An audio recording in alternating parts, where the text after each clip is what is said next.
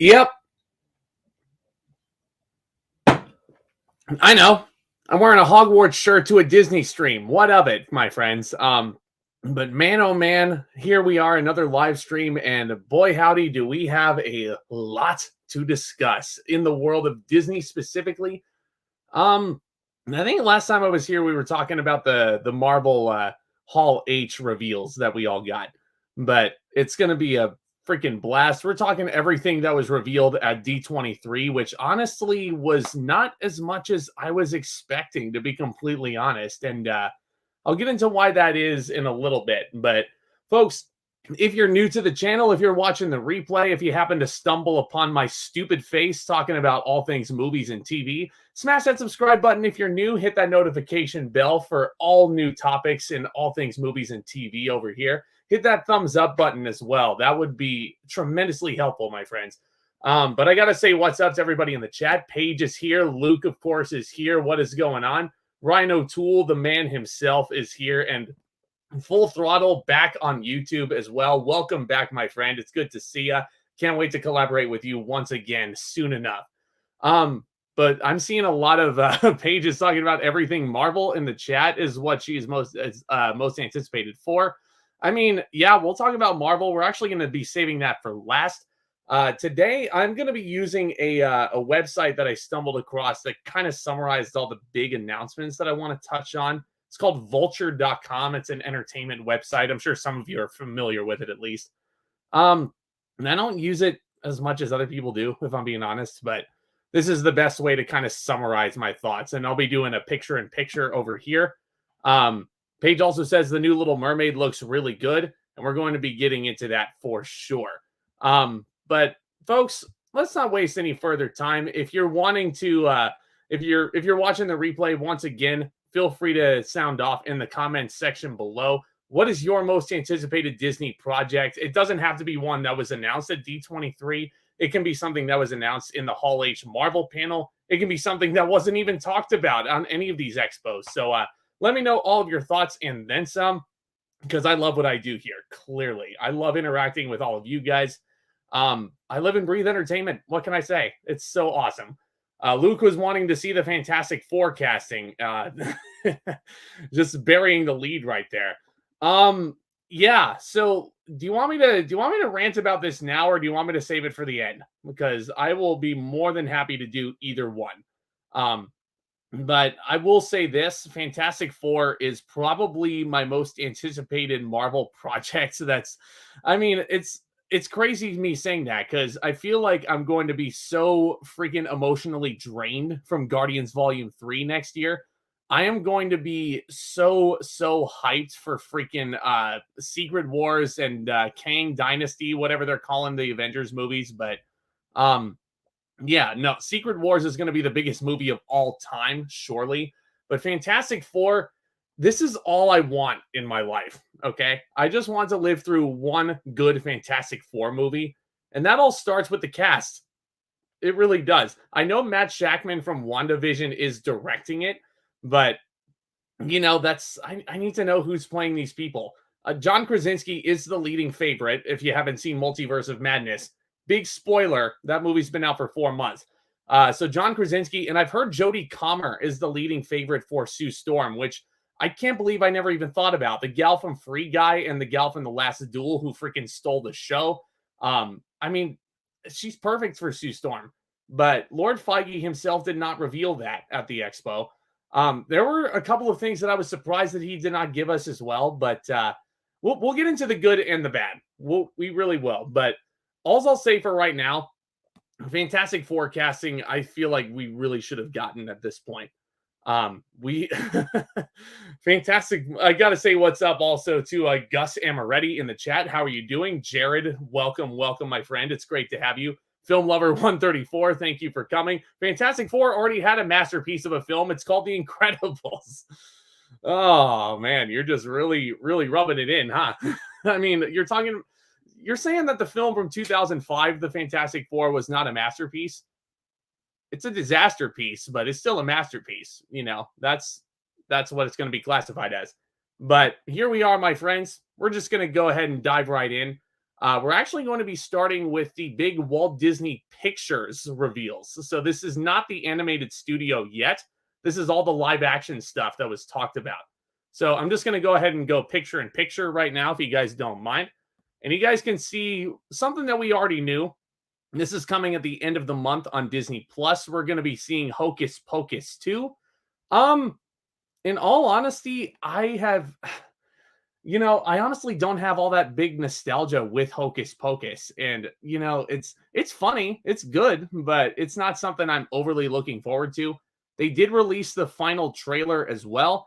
And unfortunately, I don't think I'm going to be playing this video because number one, you know how I feel about trailers because they give too much crap away.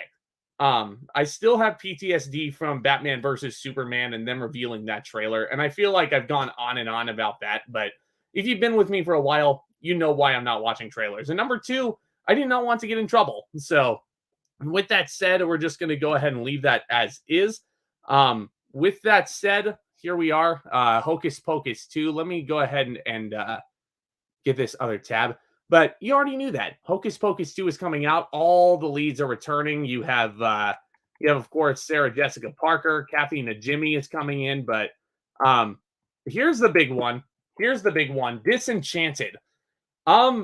Here's my thing. I freaking adored the original Enchanted. I thought it was so funny.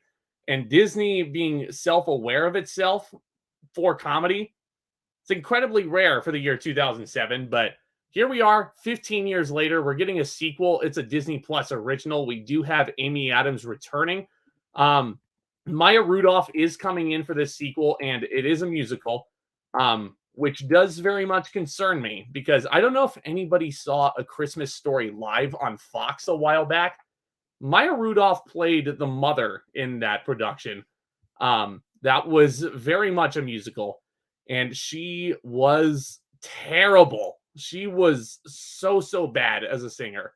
I mean, the old man and the father and the kids were okay, but the kids were all right in that sense. But Maya Rudolph just should not be in a musical. That's just my opinion. But I'm very excited to see what Emma Stone, and I'm very excited, or Amy Adams. I said Emma Stone, didn't I? It's going to be a long one, my friend. It's going to be one of those days. But with that, yeah, Amy Adams is coming back. I'm sure she's going to be fantastic as Giselle. I'm excited to see James Marsden once again as the prince because I thought he was hilarious in the original Enchanted movie. But there is an official trailer, the first trailer out for Disenchanted. It's coming out Thanksgiving, if I'm not mistaken, which was around the same time the original came out in 2007. So that would make sense. We do also have a brand spanking new release poster for Disenchanted, and it looks so clean. I'm not gonna lie, I really enjoy it. I love the blue color palette. I love the production design of the original film, and it looks like that's not going to change here. But yeah, it also says Vulture is saying that Amy Adams Giselle is an anti-hero. I'm curious to click on this trailer and see how they're going to try and twist this, but we'll see. We shall see what happens. But here we are, folks. Here's a nice little poster for you. I don't know if you guys can see that one, I'm sure, but we're in the craze of Disney live action remakes, as you know. I'm sure a lot of you in the chat saw the Pinocchio remake that came out on Disney Plus last week, if I'm not mistaken.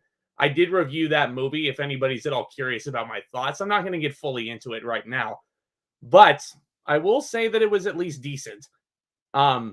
It was officially just released on Disney Plus solely. It's not really going to make a dime out of going into movie theaters or anything like that.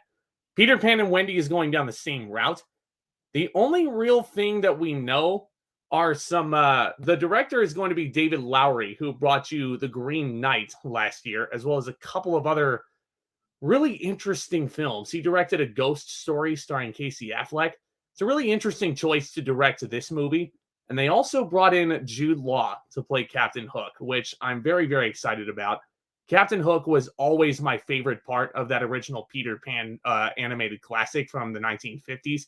So I'm very curious to see what Jude Law can do, because if you guys have seen, any of the Fantastic Beasts movies that he's in as Professor Dumbledore, you guys probably are aware that he could turn something that's absolute garbage into a big hunk of gold.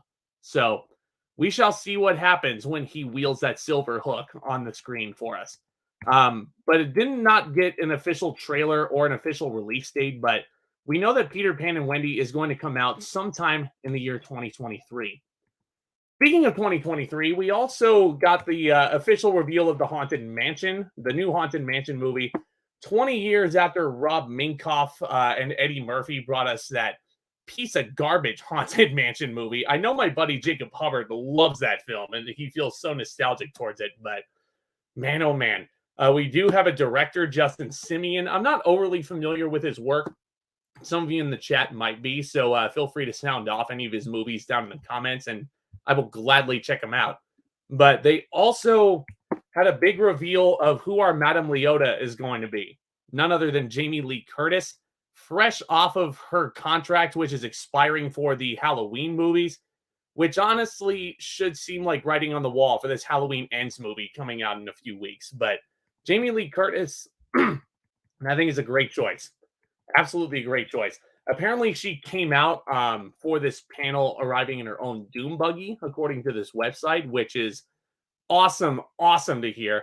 I am actually going to be heading to Disneyland in about a week and a half itself, and Haunted Mansion was closed the last time I went because they were tearing down all the holiday decorations and all that. But I'm very excited to finally go back on the Haunted Mansion itself.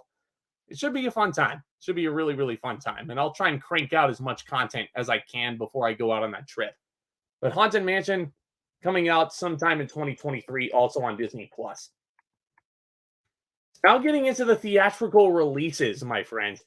In 2 years, 2024, we got two 2024 release dates from Walt Disney Pictures, one of which being Mufasa the Lion King, which is a prequel directed by Barry Jenkins. I don't know if James Earl Jones is coming back. He's in his early 90s at this point. I would love it if he did, but here we are. Moonlight, Barry Jenkins, of course, was the guy who directed Moonlight, which won Best Picture over La La Land, just a reminder. We don't really know much. Seth Rogen and Billy Eichner are going to be returning as Timon and Pumbaa in this movie, which is amazing because they were easily the shining bright spots of that Lion King remake, which came out a few years ago. And hopefully this prequel is at least solid. Yeah, well, Jon Favreau, for one, not directing this one. It's going to be Barry Jenkins instead. And it's going to be a different kind of animation, obviously, because that's what the 2019 Lion King was. But, I mean, it's not really going to be... It doesn't have to worry about placating the fans of the original Lion King. It can tell its own original story. So that's why I feel like Mufasa has a much better chance of critical acclaim, in my opinion. I could be completely wrong once the movie comes out in 2 years. And I'll look back on this very live stream like all of you and just laugh at myself. But we'll see. We'll see what happens. I think every movie deserves a chance. Like the Snow White remake that's going to be coming out in 2024. This is going to be starring Rachel Zegler as the titular character, which had people in an uproar because of her nationality. And I'm like, grow the frick up, guys. It's all about who fits the role the best. It doesn't matter what nationality they are. And that'll be a big theme in this next project we're going to be talking about. But Rachel Zegler, brilliant as Maria in West Side Story. I think she's going to do wonders in Snow White. I really, really do. I think she has a beautiful soprano, which a Snow White definitely needs if you ever saw the original film from 1937. I think she's going to be great. And we also did have a reveal that Gal Gadot was going to play the evil queen. Hopefully they do something a little bit different to update her character and make her a little bit more interesting. Because, and I'll be reviewing the original Snow White at the end of the year, just a heads up. It's 85 years old at the end of this year, which is crazy to think about. So I'll be doing a special anniversary retrospective on that. But one thing I will say for now, that evil queen was so freaking boring. Her motivation, very, very simplistic. But Snow White itself is a movie that wasn't really built on story in 1937. Because keep in mind, this is right before the United States had entered World War II. Yeah, that's how old the original Snow White is. So people were looking for something to just make them happy. Snow White is a movie that's built off of emotion. So maybe hopefully they can update this story to, fit a 2024 timeframe. I think Gal Gadot is a really, really good choice to play this villain. I don't really think she's ever played a villain necessarily. I can't remember, but I'm sure she is going to do marvelous. Um, but here is the big one, my friends. People backstage at my show closing weekend were watching this trailer. The Little Mermaid remake is coming out in theaters Memorial Day of next year, 2023. It's going to be directed by Rob Marshall, who brought you Mary Poppins Returns. A very controversial movie itself, but I'll hold my hand up and admit that I loved Mary Poppins Returns. I saw it multiple times in theaters, had so much fun with it, brought so much nostalgia for me. And I think this Little Mermaid movie is going to do the same thing. I love that Halle Bailey is Ariel. I think she is absolutely wonderful. I did watch this teaser trailer. It did remind me a lot of when Aladdin was first announced because they didn't really show you a ton of the other character designs. They don't show you Melissa McCarthy as Ursula. They don't show you Javier Bardem as King Triton. I believe Javier Bardem is playing him. I could be wrong. They don't show you David Diggs. They don't show you what Sebastian is going to look like. They don't show you, well, you see Flounder's silhouettes, but you don't see his full on design yet. All you really see is your main character. That's the same exact thing Aladdin did. They basically brought Mina Masood up to the top. He put his hands out on the lamp, and that was it. That's the end of the trailer. Pretty much they do the same thing here. But the difference is you get to hear Halle Bailey sing a little bit, a part of your world. And I think she's going to kill it. I, for one, think she is going to be absolutely wonderful. And I do see people in the chat right here are just going wild about this Little Mermaid here. Let me just go ahead and catch up on this chat right here. Oh, yeah. So everybody's raving about Cobra Kai. I reviewed that, guys. Go watch it, please. I'm begging you. After this live stream, of course. But Paige is saying, I love the first Hocus Pocus movie, but the second one is giving a Disney Channel original movie kind of vibe. I mean, it could be good. I didn't watch the trailer, but I'll take your guys' words for it. Ryan is revealing the big reveal in our next section. I'm going to be talking about Pixar, and I'm so hyped for it, but I'll save that for a bit. Luke says Disenchanted looks so damn great. Paige is also saying, yes, Disenchanted looks awesome.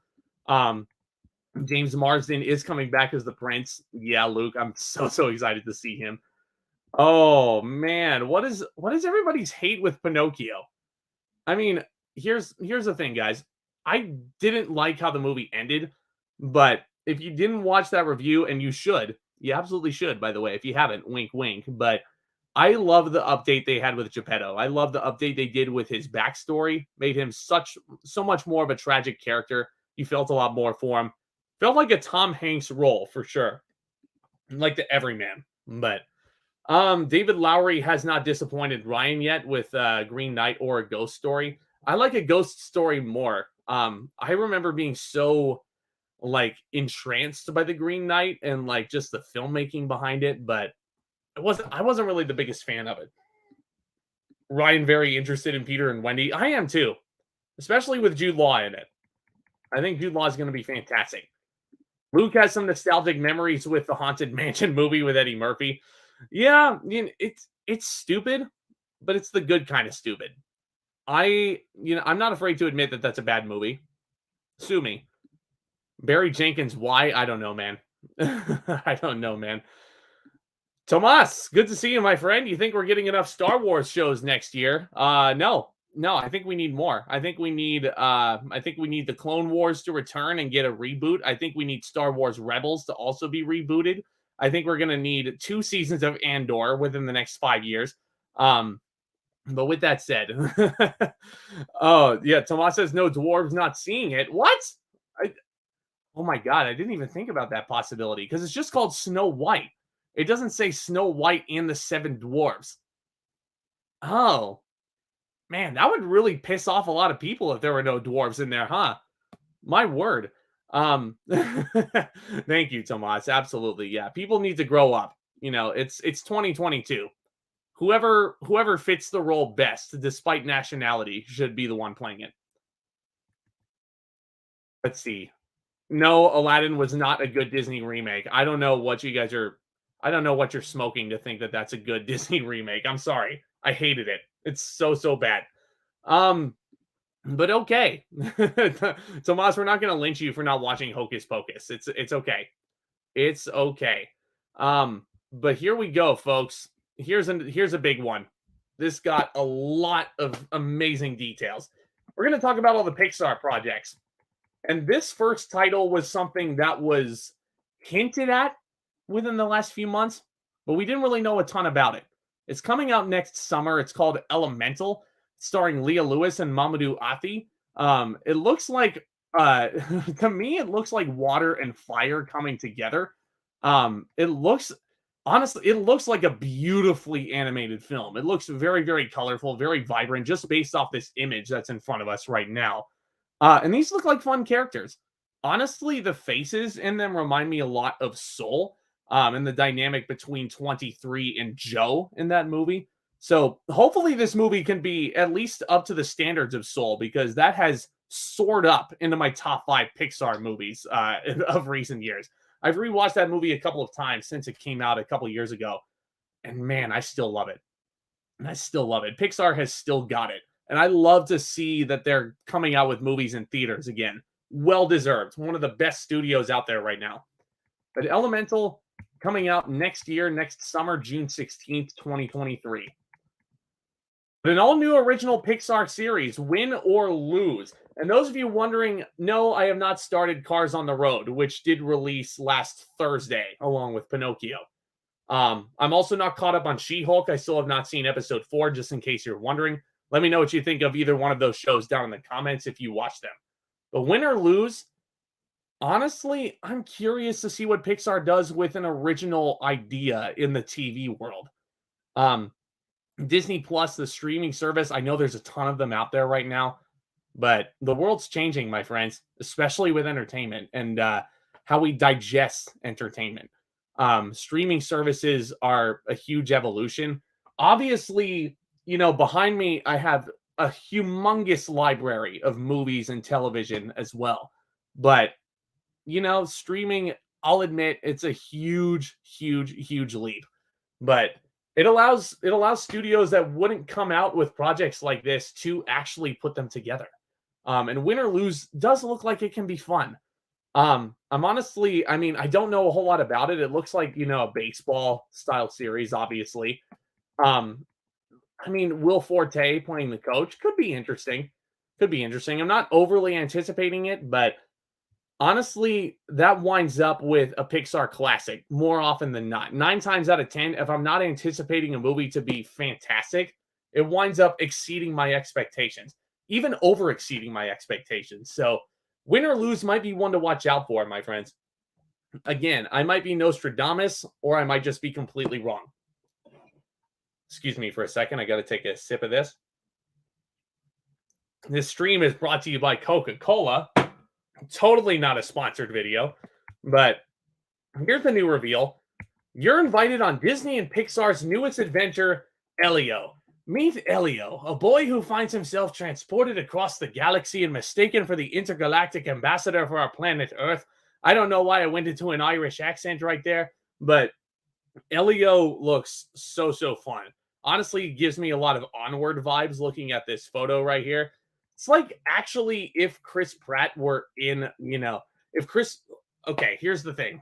Not mentioning Chris Pratt in this, but it looks almost as if Onward and Guardians of the Galaxy had a love child, and you have Elio right here. Honestly, it could be a completely different idea than what I'm envisioning here, but it looks really good. Pixar knows how to animate some good stuff, my friends, and this looks to be no exception. Elio comes out 2024. I don't know if we got an actual date. Spring of 2024. Following its Italian film Luca, upcoming space adventure flick Elio. So they're really digging into the Italian culture here in recent years, especially. I enjoyed Luca. It wasn't my favorite Pixar film by any stretch, but absolutely beautiful. And I think Elio can capture that same nature. All right, guys. Here's the big one. Here's the one I'm most excited for: Inside Out 2. Amy Poehler coming back as Joy. This one's directed by Kelsey Mann. Summer 2024. Can we fast forward to this moment in time right here? Because I need to see what they do with this sequel. That original Inside Out, honestly, it's a toss up between that and Finding Nemo for my favorite Pixar movie. I absolutely adore it. I think it's an absolutely genius idea. It's one of the finest cinematic ideas to come out, at least in the last decade, not just for Disney, but in all across cinema. Inside Out is a brilliant idea. And I think they can do so much with this sequel. Um, now I'm almost envisioning these emotions growing up with Riley. I'm almost envisioning this sequel taking place. Certainly, it's probably going to give you Toy Story 3 vibes. We don't know that much about it aside from Amy Poehler's return in the summer 2024 release date. But I'm predicting, my friends, and this might be bold of me to say this, but I think this has potential to be just as emotional, no pun intended, if not more than Toy Story 3. I kid you not, my friends. I think Inside Out 2 is going to be one to watch out for. That may be one of my most anticipated movies of 2024, which is already jam-packed. You know, we already know Fantastic Four is coming out at the end of that year. Now we have Inside Out 2. It's going to be a couple good years of the movies, my friends. I can't wait to share it with all of you. Let's see. Did I miss anything about the... Nope, I did not. I did not. Inside Out was the big one for Pixar. Inside Out 2, rather. But let's go ahead and catch up on the chat right here. Let me go ahead and scroll up, my friends. Thank you all so much for bearing with me. Thank you for watching the replay as well.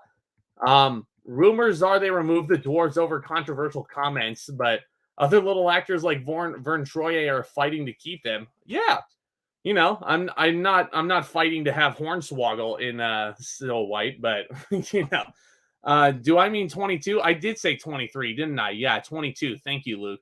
Ryan says She-Hulk is terrible for him so far. Here's my thing.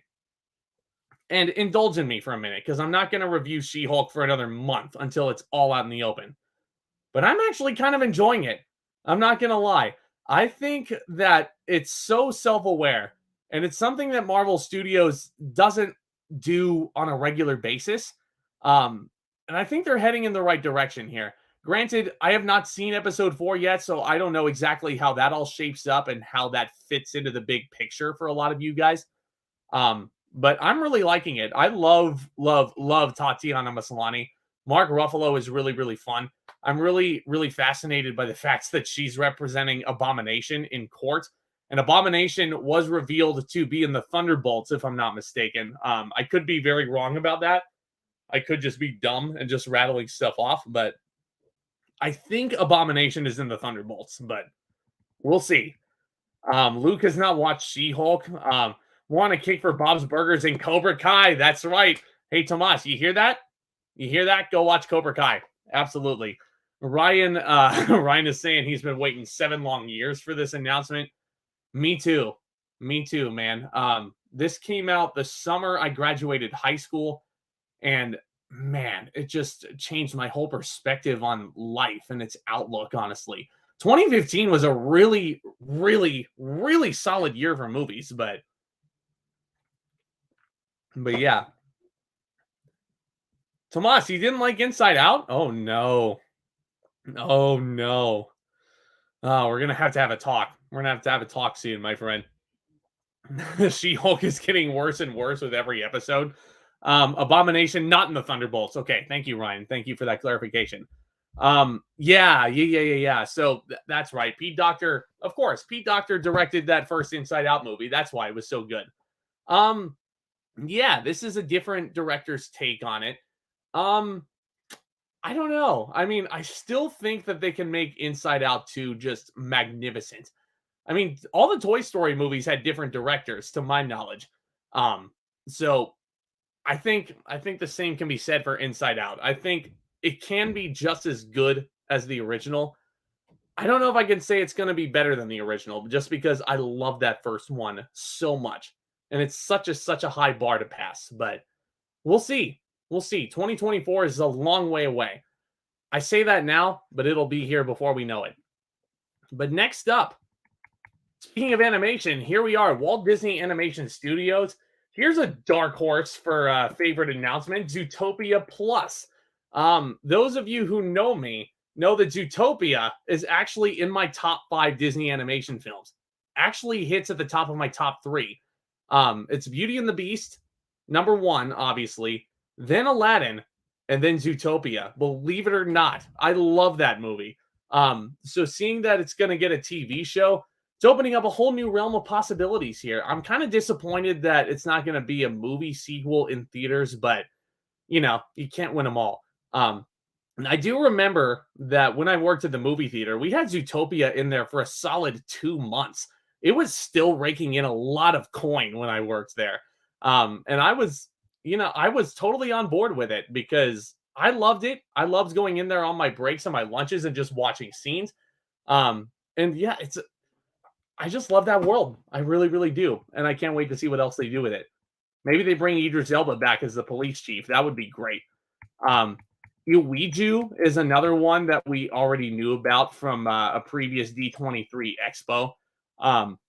That looks, I mean, this is our first press photo right here. And my, oh my, it looks absolutely beautiful.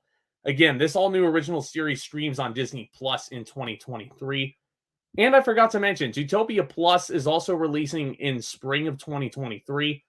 Did not get a exact date, but that's roughly when it's coming out. But yeah, here we go. Here we go. Strange World. Anybody look at the trailer for Strange World and just get serious Indiana Jones vibes? Because I sure did.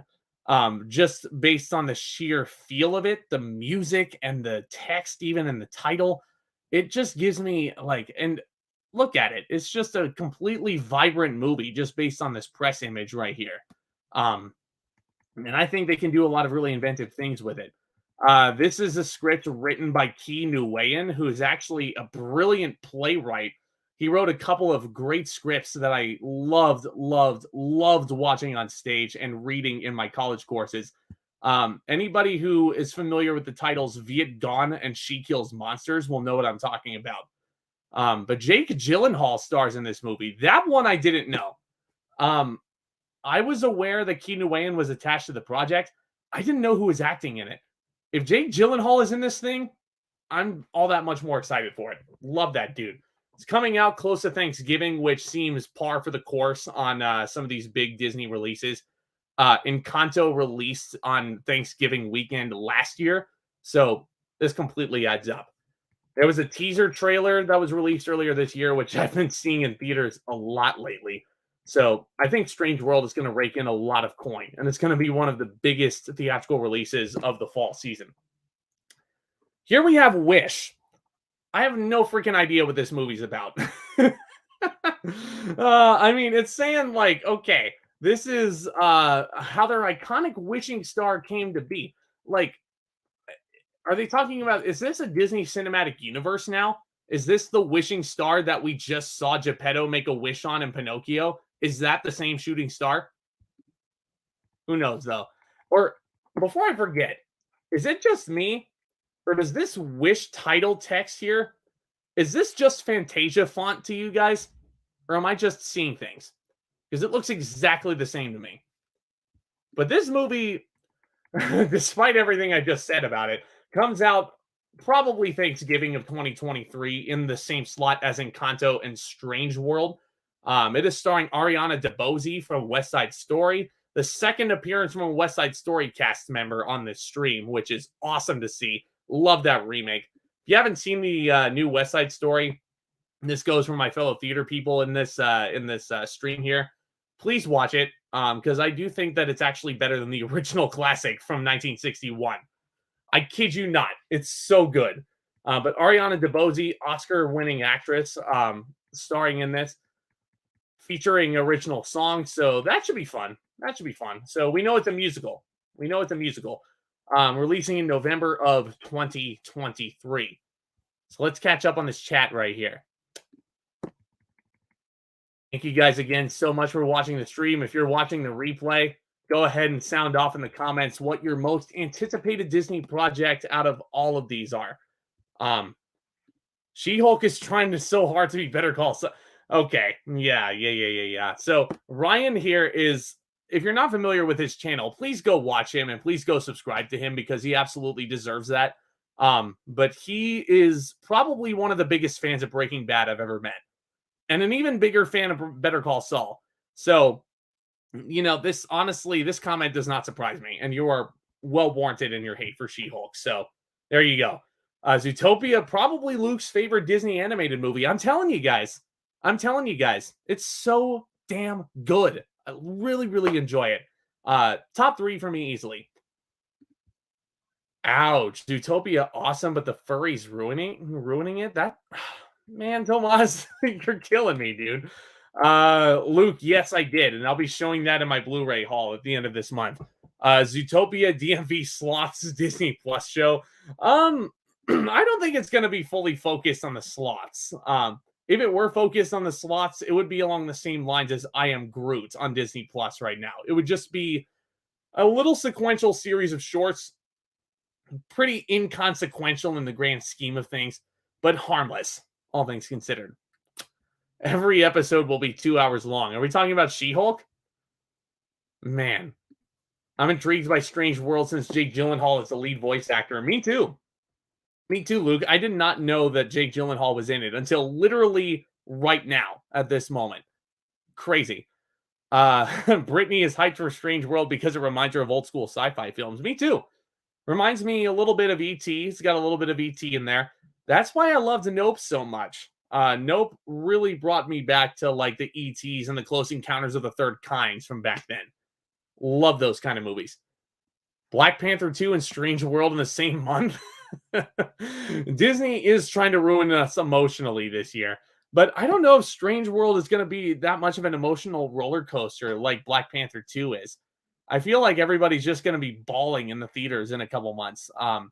Just because, it's Black Panther 2. It's the big one after Chadwick Boseman's untimely tragic passing 2 years ago. But we'll see. We'll see how that turns out, my friends. But that is all for Walt Disney Animation Studios. And next up, you see it right there. It's Lucasfilm. This is what Tomas was referring to, probably putting it much better than I ever could not too long ago. More Star Wars series than you can ever count. Who here is ready for all this damn Star Wars stuff? First of all is Andor. Now, here's the thing, guys.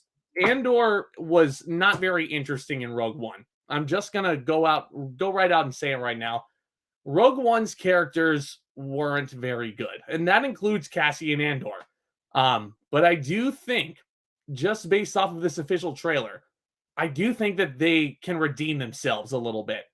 I think Andor is going to be freaking awesome because they are basically selling this like a Captain America the Winter Soldier. They're selling this like a spy thriller. And y'all know how much I love the Winter Soldier. So I think Diego Luna is going to do really well. I think this is going to be such an amazing leap forward for him. This is going to be a prequel to Rogue One, so we all know how this is going to turn out. Kind of like Obi-Wan Kenobi, kind of like we all knew how that would turn out. It's a prequel before what's it called? A New Hope. It's so forgettable. The classic Star Wars film that everybody knows, the one that started it all. And I'm forgetting the damn subtitle, but so basically Andor is going to have a 3-episode series premiere on September 21st, which is going to be here before you know it. And it's going to be a lot of fun. It's going to be a great deal of fun, my friends. Can't wait for that. Can't wait to talk about Andor with all of you. There's Willow now. Willow is going to get a Disney Plus original series. This was a movie that was released in 1988 that my cousins, I remember loving growing up. I know some members of my extended family adore Willow. I know they love Warwick Davis, who would become Professor Flitwick in Harry Potter. The series will begin streaming at the end of November this year. But I mean, I don't have as much nostalgia for Willow as a lot of other people do, unfortunately. It does look good.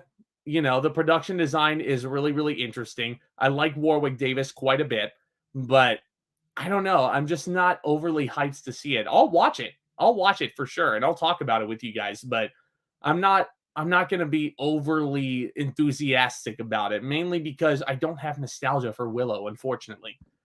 But here we are, Star Wars: The Bad Batch season 2. I haven't even finished season 1, so I don't know how much time I'm going to spend on this, but it's animated Star Wars. I think you kind of know what to expect. Tales of the Jedi. I believe this is another animated series. Yeah, you have Mace Windu, Count Dooku, Ahsoka. Going to debut on October 26th. Again, another Disney Plus original series. God, we're really going through a ton of Star Wars TV series here, aren't we? But here's one everybody's excited for, the Ahsoka Tano series. Rosario Dawson is returning from her incredible turn in The Mandalorian. They are really, really, really trying to make Star Wars like the MCU in a lot of ways, because they have actors, crossing between different shows.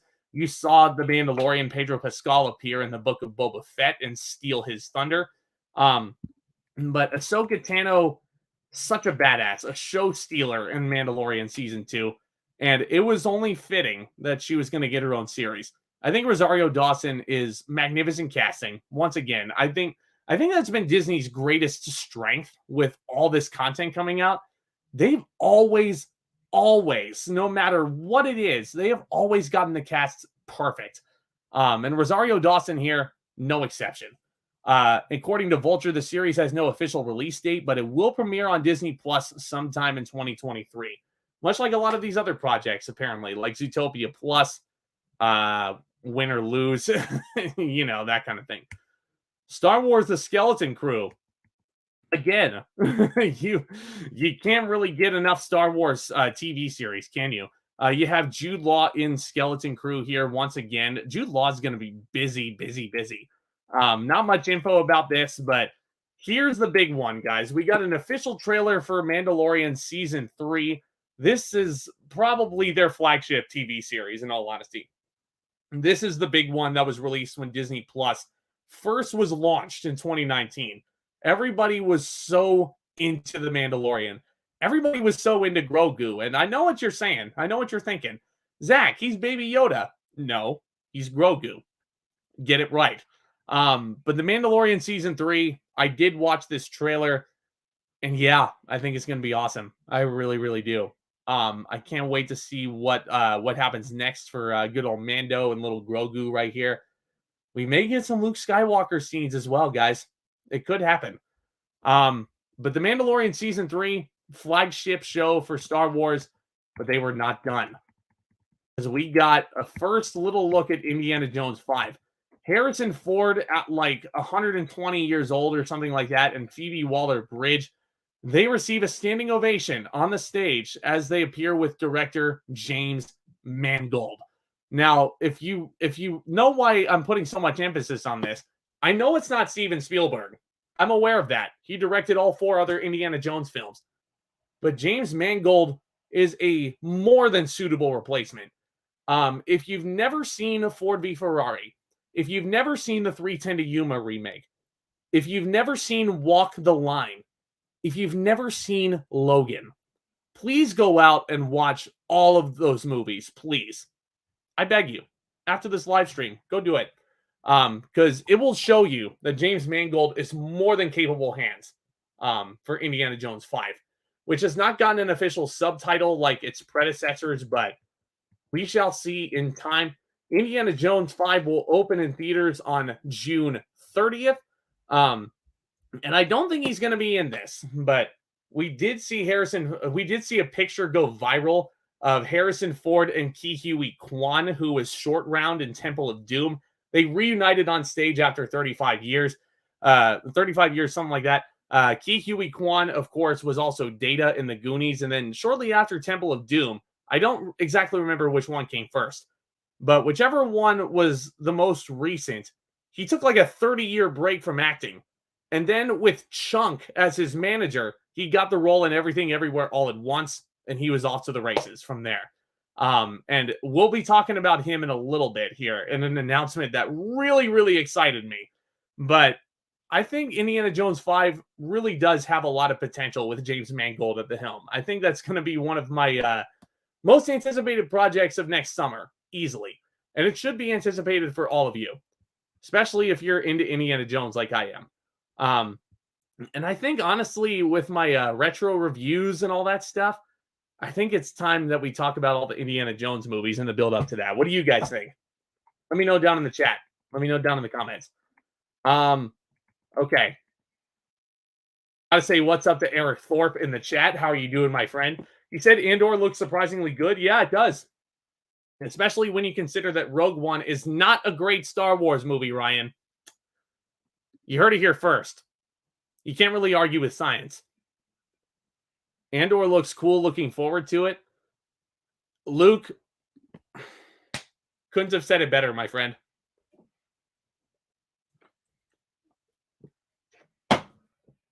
Couldn't have said it better. You know, how do I put this? When your best character in a Star Wars movie is a droid, you have a serious problem.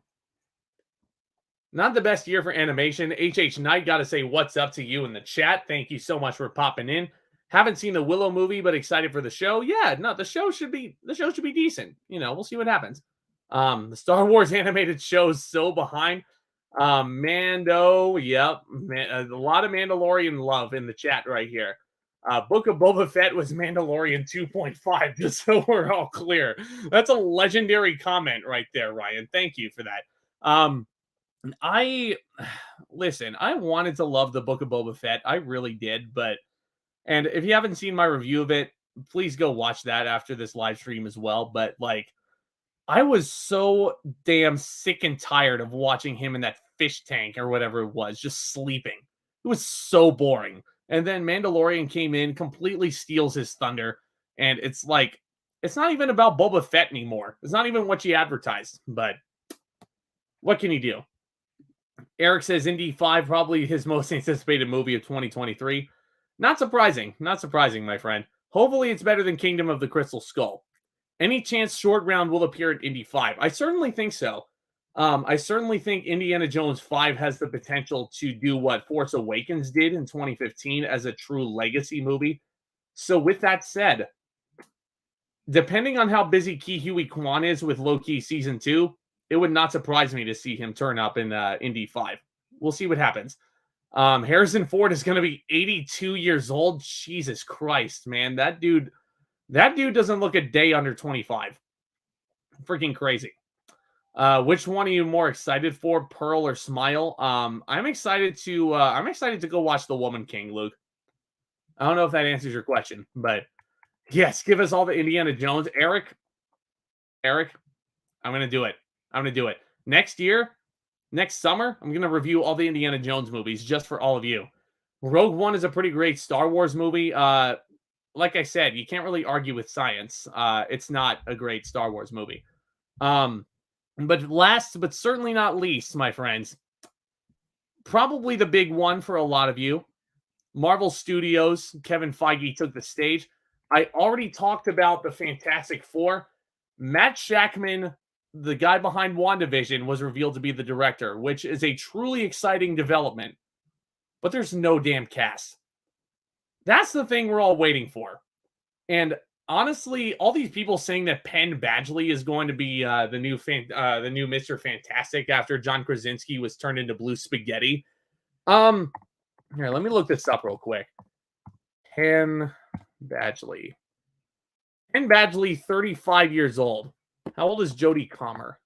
Hold up. Jodie Comer. Probably around the same age. He's 29 years old? What? Bro. Bro. Okay. John Krasinski probably in his 40s. So, yeah, honestly, Penn Badgley and Jodie Comer together would make a lot of sense. John Krasinski's 42 years old. He's a good-looking 42, guys. But here's my thing. I feel like, yeah, Jodie Comer, Luke, is a shoo-in to play Sue Storm. Especially after all the rumors on Twitter were circulating that she was in talks to play Sue Storm. It makes a lot of sense. Especially considering that Emily Blunt has continuously shut down being in a Marvel movie. John Krasinski, on the other hand, He was going to be Captain America back in the early 2010s before Chris Evans took it. John Krasinski turned it down due to scheduling conflicts. So I feel like, to me, it's only fair to him to give him the biggest role possible in this universe. That may just be me. That may be my bias towards John Krasinski because I'm a big fan of the guy. But listen, it wouldn't make a lot of sense to me if John Krasinski shows up in Multiverse of Madness in this role, gets everybody all excited, and then they're like, oh, yeah, here's the creepy dude from You in the role instead. I wouldn't be opposed to Penn Badgley. I really wouldn't. I think he does look the part. I think he can certainly play the part. But I think it would just throw the fans for a loop. I feel like either way, you're going to make fans upset with this casting choice. But some people may look at John Krasinski being cast in a hypothetical, and he would be like, oh, that's just too obvious. But yeah.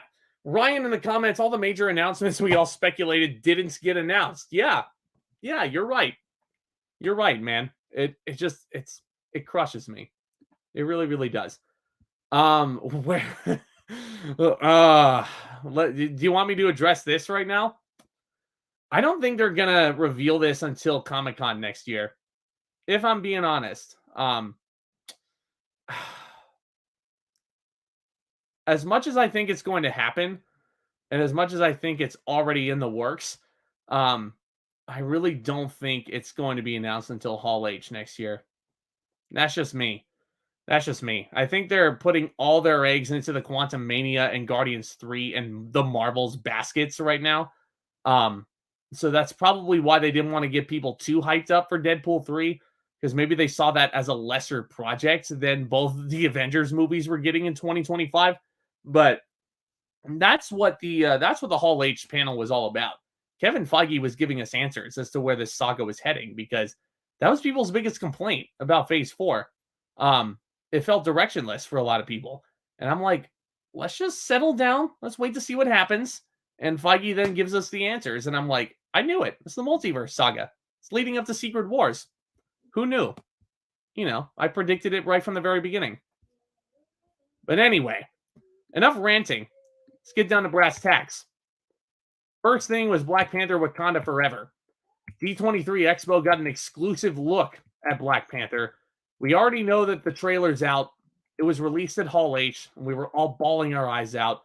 And it's playing in every single movie screening that I'm going to at my movie theater, which is literally just like 5 minutes away from my house. Literally.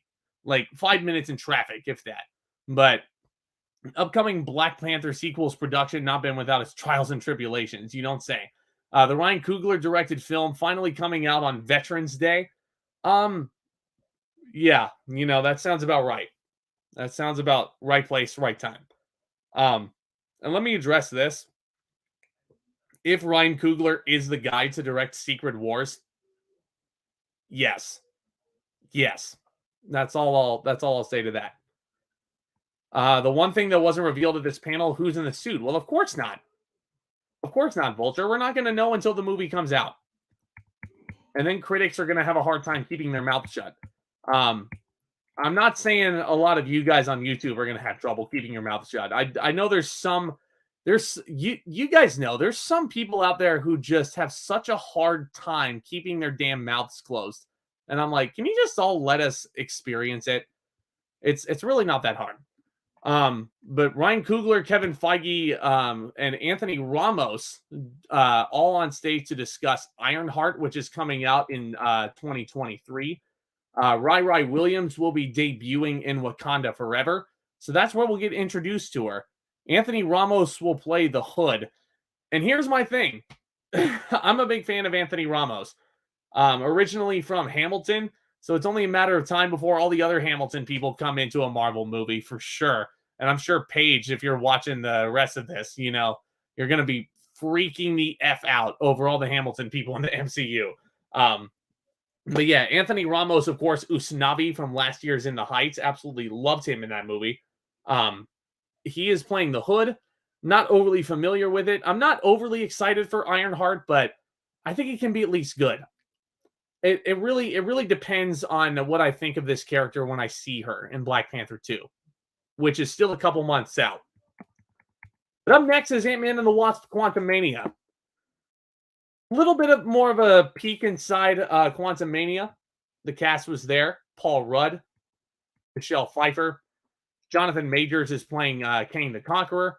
This is the big one to introduce the villain. Now, if Kang the Conqueror really is the big baddie of this multiverse saga, which I think he is, if he is really, really prominent in Quantumania, does that mean that we get a major death in here? I think so. If Infinity War just gutted us, if that was Thanos' movie and he gets what he wants in the end, maybe he feels Scott Lang and Hope Van Dyne become afterthoughts. Maybe Michael Douglas's character, Hank Pym, maybe he's the one to die. But I think something big is happening. I think this is going to be the darkest Ant-Man film easily to date if Kang is in it. But it's coming out February 17th. We're going to get answers soon. But I still think it's going to be a lot of fun. Peyton Reed, of course, is returning to direct this third installment in the Ant-Man trilogy, which has been fun. The first Ant-Man movie was fantastic. The second one came out right after Infinity War, and we were all still reeling. So that was a nice little palate cleanser for the next step into this universe. But here's a big one. We got an official trailer for Marvel Studios' special presentation this Halloween, Werewolf by Night. This one is starring Gael Garcia Bernal. October 7th is the release date, so it's going to be released parallel to She-Hulk, because I don't believe She-Hulk wraps up airing until mid-October, if my memory serves me right. But it does look very, very creepy, judging from the trailer. Black and white shooting right here, just looks really, really cool. I think it's going to be something really, really nice. But here's a nice one. We got an official trailer for Secret Invasion, which comes out in spring of 2023. We have Samuel L. Jackson returning for the first time in this universe since Far From Home, which seems like ages ago. So much has happened since then. It feels like so much time has passed, yet so much has happened, but yet it feels like nothing has happened at all. Samuel L. Jackson returning in Secret Invasion between the Krees and the Skrulls. And just listen to this cast here. Olivia Colman, Don Cheadle, Martin Freeman, Kingsley Benadir as our villain, Emilia Clarke, and Kobe Smulders. Brilliant. Love that they got Emilia Clarke into this universe in some facet. Daenerys Targaryen herself, of course. If you haven't gotten enough of Don Cheadle, he's going to be in Secret Invasion and in Armor Wars. We all knew that he was starring in Armor Wars, which does have an updated logo, which I think looks a lot better than that blocky text that we got originally. It hasn't begun filming yet. Expected to begin next year. Hasn't gotten a release date yet. Will it ever get a release date? I don't know. But here... oh, man. Okay, guys. Loki Season 2. Y'all knew how excited I was for this. Y'all know that Loki is easily my favorite show that they've put out on Disney+. That and Moon Knight. It's very, very close, but I think Loki just edges it out. Of course, you have Tom Hiddleston, Owen Wilson, and Sylvie returning here. But the big announcement was that Ke-Huy Quan is going to be in Season 2. Wow. Who knew that Chunk could be somebody who gets you a Marvel role? Who knew? Who knew? Probably best not to pick on him anymore, right? But Ke-Huy Quan, absolutely love that dude. Loved him in Everything Everywhere All at Once. And I'm so happy he's back in the game where he belongs. He looks like he's having the time of his life here. And I think Loki Season 2, I don't really know where they can go with this story, honestly. And I'm sure there will be a lot more time hopping, which was really, really fascinating to watch in Season 1. But the Season 1 finale had that big reveal of he at the end of time, He Who Remains, rather, played by Jonathan Majors. Of course, Kang the Conqueror. I think Loki Season 2, Man, guys, I don't know. I don't know if it can touch season one just based on quality, but Ki Huey Kwan being involved in this at least has me excited out of my mind. Um, Up next, yeah, you have Fantastic Four here. Max Shackman, the director. I've already talked about this. Echo, they got a special look at Echo. I'm not overly hyped for this one. I know that Daredevil and Kingpin are going to be coming into this. But Echo wasn't really overly that interesting of a character from Hawkeye. I thought that Alakwa Cox does a really good job, and I think she's a badass, but her story wasn't really the one I was interested in. I was much more interested in Kate Bishop. I was much more interested in Clint Barton. Um, but Echo getting her own series, it kind of feels to me like they're doing the Book of Boba Fett over with Marvel now. Because I feel like she could very easily get overshadowed by Daredevil. She could very easily get overshadowed by Kingpin. And it's unfortunate. It's unfortunate because Alakwa Cox is really, really good. And I thought she did really, really well with the stuff she had in Hawkeye. But I don't know. I don't know. This may be a one and done for this character, just based on surface value. Okay, here we go. Daredevil Born Again getting 18 episodes on Disney Plus here. Y'all know that the original Marvel Daredevil show on Netflix was a classic. Getting Charlie Cox and Vincent D'Onofrio back for this, awesome. And they have a clean ass new logo as well with the Daredevil emblem now behind them. And it looks so clean. Looks so clean. I cannot wait to finally feast my eyes on that. Captain America: The New World Order. Speaking of new logos, this is too sweet. Only wrestling fans, I think, will get that joke. And I know wrestling fans are going to make tons of jokes when this movie comes out. But of course, Anthony Mackie is our Captain America. We do have his new Falcon in this movie, which is great. Their rumor has it that Moon Knight is going to be appearing in this movie as well, which will be great. I think if they make this similar to what the Winter Soldier was a couple of years ago in 2014, 10 years after the fact, I think this movie could be something really special. And again, I'm so proud of Anthony Mackie. I think he's come a long way since he first appeared in this universe. And now he is our Captain America.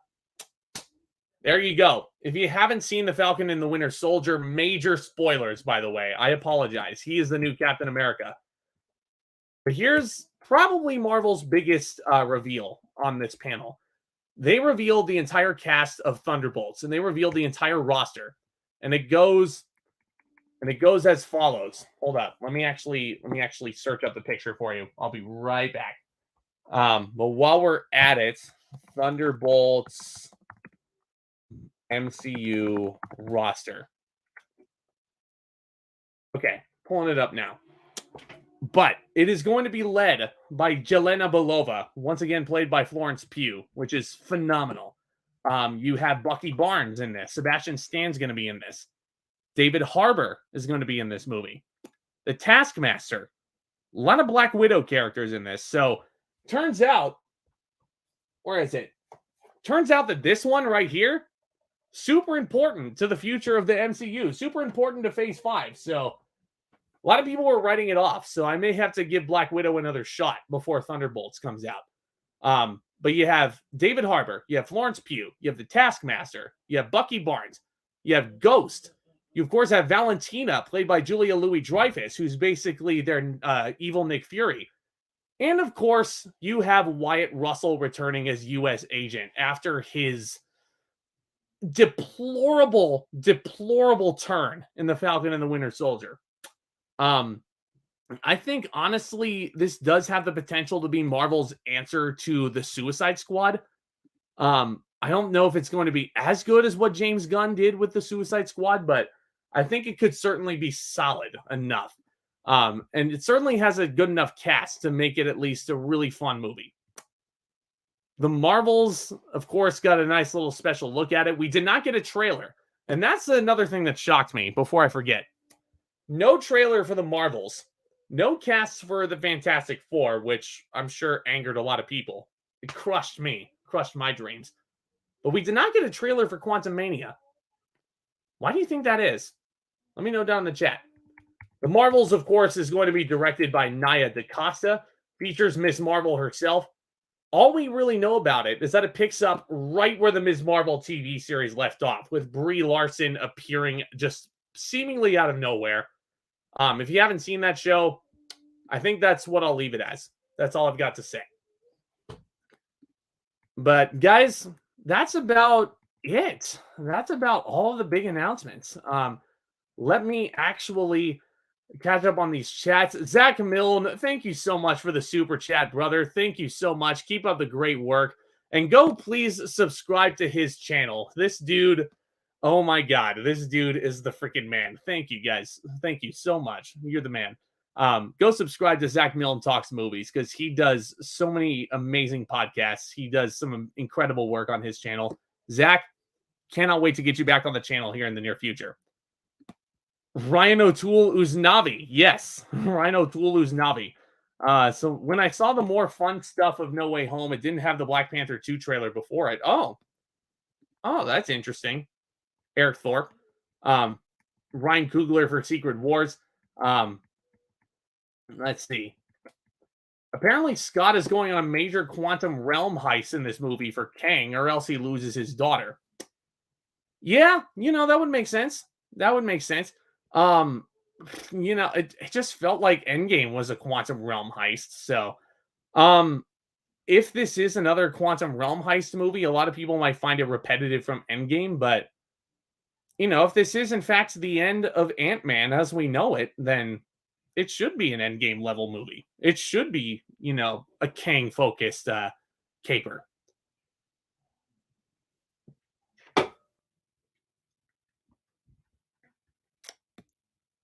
Marvel does have a tendency to really mix things up and often improve their franchises in their third outings.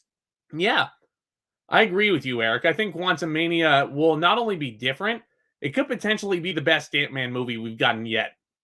I don't want to speak too soon, but we'll see. We'll see what comes of it. Secret Wars is the only upcoming Marvel Disney Plus show that has me excited right now. Yeah, I think you mean Secret Invasion. Secret Invasion because of Emilia Clarke. Yeah. By the way, Tomas. Yeah, Emilia Clarke. Yeah.